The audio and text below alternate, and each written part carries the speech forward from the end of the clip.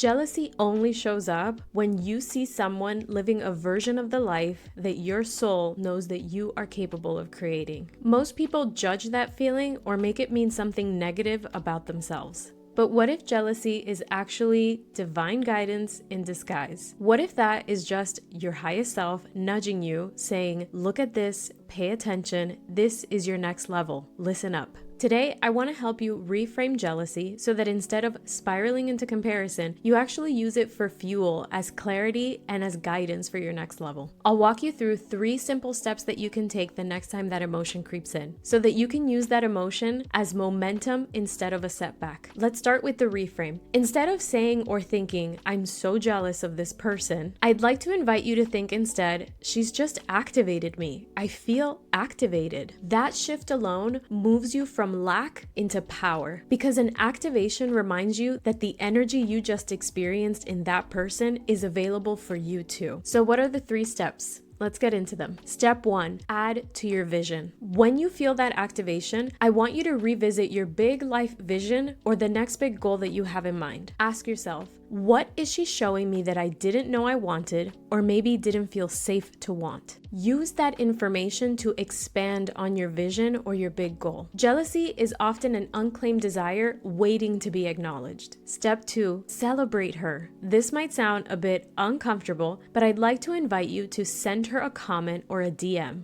and say something genuine about what you just observed in her. Maybe it's to say, great work on what you just did, cheers to your success, that's incredible, thanks for showing me what's possible, anything that actually feels authentic to you. I'm not suggesting that you pretend by any means. So be sure that whatever it is that you are extending is authentic and genuine. This practice is very intentional because by doing this, sending that message to her, we are training your mind to see that it is safe to have that level of success or that particular experience. And in turn, it means that it's safe for you to have that experience when it's your turn. When you celebrate someone else's success, you are also training your mind and body to see that what is possible for one is possible for all, which means it's also possible for you. And that's great news. This is especially important if you grew up hearing the narrative that success was limited to only a select few and that the rest of us were dealt an unlucky hand.